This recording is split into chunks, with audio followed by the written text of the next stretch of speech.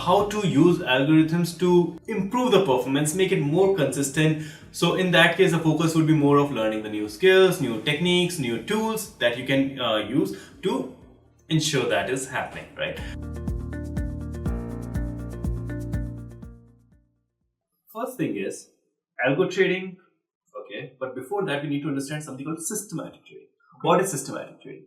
So systematic trading is where you are saying that I'm not doing a discretionary trading, okay?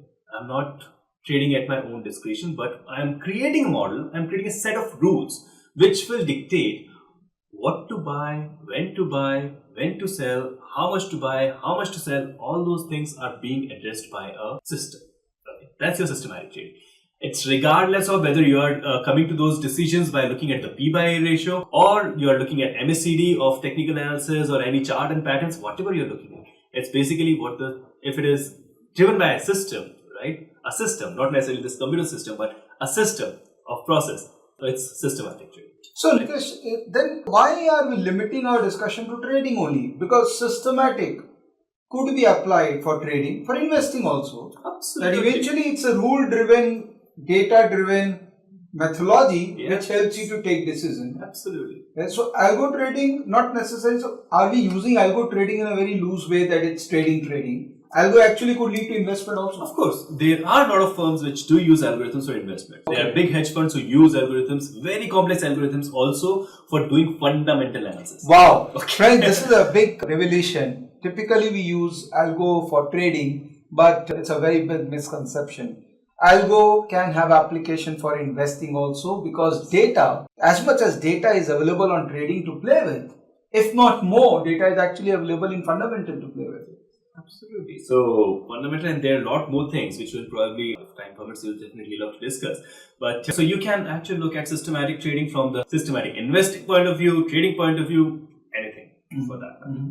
So that's your systematic trading. Now, in systematic trading, when you are using computer programs to create certain algorithms which will help you generate the orders or generate the signals which you will trade using automated system or semi-automated systems or manual system. So we are saying that we are using algorithms. So now we are entering the realm of algorithmic trading. Now, when we are looking at algorithmic trading, when you are using algorithms, we typically, in most cases, but not necessarily, as I said, that you can create algorithms for the technical analysis based systems, right? So using technical analysis, or for fundamentals. So all of that can be done, right? So you can use algorithms for all of that. But generally, in most cases, people use algorithms for statistical processes, okay? When you're using mathematics and statistics for the algorithm, for creating those systems, that's called quant trading, okay? What is quant trading? Now, another big confusion, big question which comes in for a lot of people is that, okay, here is quant trading, but quant trading I'm using statistics.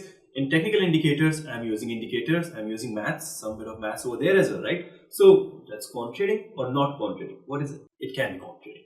It depends on how you're doing it. Right. If you, so picking up a word which Vivek used initially in the conversation, hypothesis.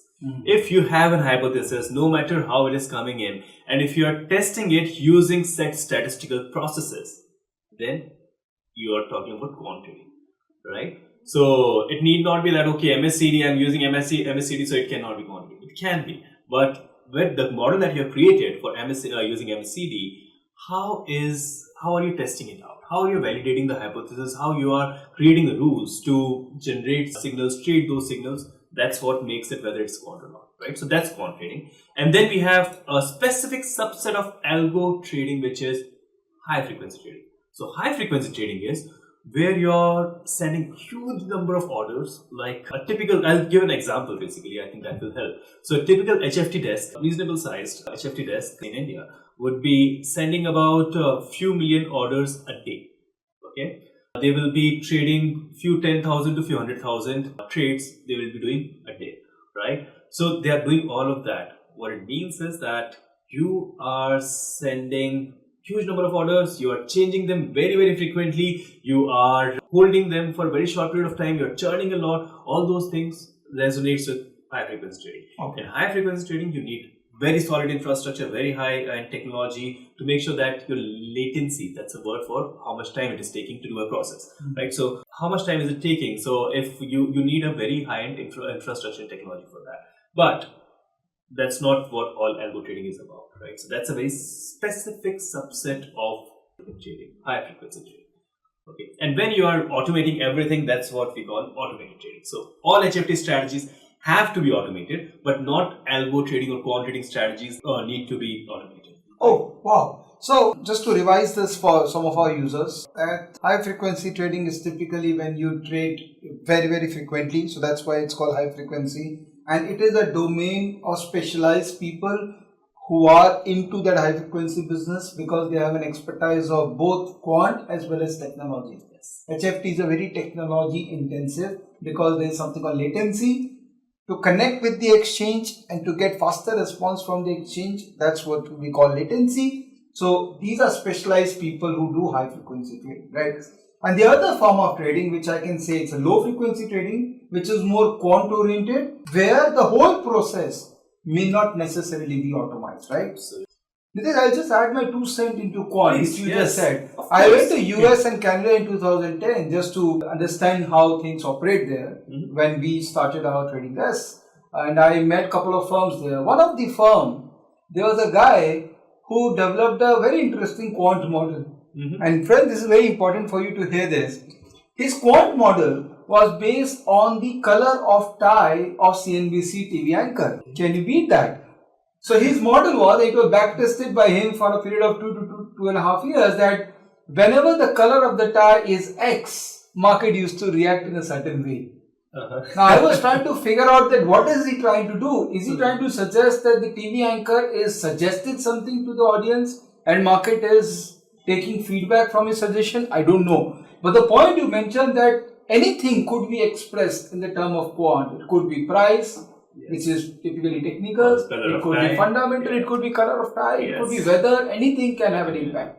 But your hypothesis has to be well defined. Hypothesis, that's defining the hypothesis. But now it will become a quant-oriented strategy if you are able to validate that hypothesis. Right. I'll give another example. I had this hypothesis that in 2010, 2009, 2010, there was this specific moves in Euro USD which used to happen, which got almost same as what Nifty used to be. So the last 4 digits of Euro USD will be similar to what the levels of Nifty were. Okay. It's totally spurious, it's totally random, but it was what it was at that time. But if I were to, and I did, check to the hypothesis to validate it, it's not going to work, right? So you will not be able to prove anything using proper validations. And of course, it broke in a few months. So that's there. But it was fun. So, I mean, maybe our conversation is suggesting to people that, oh my God, it's very hi-fi.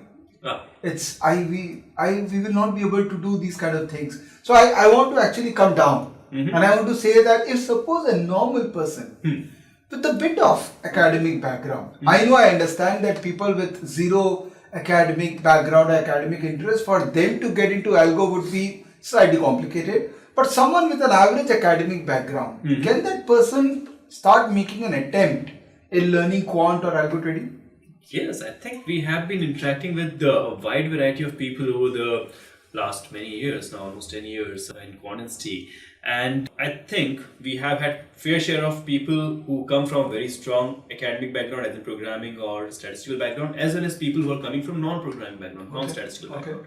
Is it easy to pick programming languages or statistics for a person who is coming from non-statistical, non-programming background? No, it's not easy. But can it be done? A lot of people have done it, right? So it's possible to. A huge amount of effort would be required for sure. But if you want to, you would be able to. So that's there. So now, thing is that, see, what it needs is the bent of mind which tries to think analytically, right? If you consider yourself a trader who likes to hear about the levels from someone and try to follow that and trade that, then the analytical bent is slightly out of shape in that case, is what my personal opinion is. But if you're someone who is hearing that, but then thinking about it, why is it happening, right? What is the reason behind it? Then I'm saying that, okay, you are slightly analytical. Then you have that bent of mind which can help you in understanding how algorithms work. So algorithm is not a program. Algorithm is a set of rules, right? It can be mental also, so that's fine. But then when you're putting that into a computer, then we are talking about a programming language. You will have to use a programming language to do that, right? So you will need to learn about syntax. It's basically learning about how you learn English, or if I'm trying to learn say Spanish or Gujarati or Marathi, any language, right? So I'll have to learn about how the alphabets are, how the combination works, right? So that's how it is for the programming part also, right? So you'll have to put in effort to understand that syntax, understand those compositions. Once you understand that, you would be able to create and talk to a computer just like any programmer will be able to. Right. So that's one part of it, but it's not just about programs, but also about stats part, how to understand the basic statistics, and then how to use that for. First thing is hypothesis creation, trading ideation as a state, trading strategy ideation. Second step is, once I have thought of a hypothesis, how do I validate it, right? So how am I validating it? Third step would be how to create a tradable model around that, right? And then defining the rules for exits, entries and exits, that. And then I say that optimizing it, right? And then benchmarking. Now, here is the key thing. Most of the people, when they start the quant trading aspect, when we talk about optimizing, they end up curve fitting. Okay, that's not what we should be doing, right? So that's just creating a very rosy picture of the past, which is not going to work tomorrow. Okay, so you've got to backtest it in a more scientific way. You have to use the things called in the sample, out of sample data. You have to divide the data and do all sort of slight statistics that you have to use to make it actually a bit more real, right, rather than surreal. So that's important. So once you do that, then you go about the implementation part, which is where the vast part of programming will come into the play as well. Okay, so those are the things that you'll have to learn about. Can it be done by people from non-programming, non-statistical background? Yes, it can be done. Will it need an effort? Yes, it will need a decent effort. All money making always needs a lot of effort. Absolutely. It doesn't come easy for sure. Yes. No, especially when in this, no freelance, especially in the world where 60 to 70% of the turnover globally is happening because of algos. Yes. And robots have literally taken over our role, so money making would need an effort. Even in India, you have nearly 50% of the volumes which is happening through algorithms in the derivatives market. Yeah. Right. So, which is the main market for us. So that is already happening, and there is a reasonable number of people who are using system-oriented tools for trading at an individual retail level as well. There's a very decent number of people who are already doing that. When Absolutely. I say decent, it's a decent number. Right? So Nitesh, people are with us who have probably joined market in the last 2-3 years. Maybe because of huge evolution of discount brokers all around. Some people have realized that this is a market to be in. So a lot of our users actually belong to that category. And some of them are actually guys with some technology background. Sure. Maybe part of some IT company or left the job in IT company and doing it. Large part of the audience is someone who has learned technicals. Okay. Yeah, in last 2 years, either they have learned it from us or through free channels, through paid courses, workshops. Lot of influx of quality programs with respect to technical analysis has come in our country. Now, I want you to define a path for those people. Like this video is step 0. Okay. That they have now begun the launching process. pad. This is a launching pad where they have started now thinking about, algo hai kya? Mujhe karna kya algo? They have started thinking. Now, tell me 5 steps. This is the step 0. Tell me step 1. Someone who knows technical. What should he do? So step he or she should do. Mm-hmm. Step 2, step 3, step 4, step 5. So that after a period of say 1 year, 1.5 years, 2 years, they may actually have that courage to actually go and launch themselves in algo trading. Sure thing. So first thing I think it would depend on is that what is the objective? Why am I doing it? What I am doing? Mm-hmm. So if my objective is say one thing is that, okay, I've started my career in financial markets in the last few years and it's been going great. I'm using technicals for this. Mm-hmm. Now, for them, most likely the idea of creating or using algorithms would be to further expand that, right? To scale it up, what they're already doing. Mm-hmm. There would be others who would be saying that, okay, I'm doing okay, but the performance is a bit up and then down, and then it's a bit unstable. That's last part. Right. That's the maximum people. Yeah. Yeah. So for that it would be more of how to use algorithms to improve the performance, make it more consistent. So in that case, the focus would be more of learning the new skills, new techniques, new tools that you can use to ensure that is happening, right? And then the people who are not able to pick it up, right? So who are maybe say losing money, trying their best but not making it, then the idea would be that okay, then it's time to revisit the whole thing, right? So change the approach, look at the new approach, what may or may not work. Now, regardless, now the first step is that. So where you identify yourself. Once that is done, then you know that what my objective is. Once the objective is defined, then we say that in the step one, I believe skills is the most important part. If you got the skills, you will be able to move ahead. If not, then we are stuck over there itself. Right. So skills is something that has to be picked. For algo trading, what you essentially need, algo and quant trading, the things that you will need is, first thing is statistics and econometrics, right? So let's say stats and maths, right? So stats and maths, basic knowledge to a reasonable amount of decent advanced knowledge too. Then the programming, or what do you say, financial computing. In that, Python is what the world is eating, drinking and breathing these days. That's the most popular language, programming language. In fact, I was very glad to know that even CBSE has already inducted Python in their curriculum. Wow. for this school education, which is like really amazing. Finally, someone is hearing me. Yes. So Python is there, but of course there are all other languages, but Python is something that is expanding really fast. And then the financial markets understanding. So you need to understand what financial markets are, what different type of instruments are, what derivatives are, all of those things. So that's the skills that you need to learn.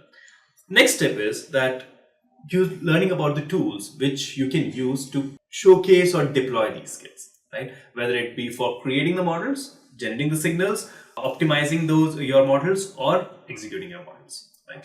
So those would be that would be your next step, which you will be doing.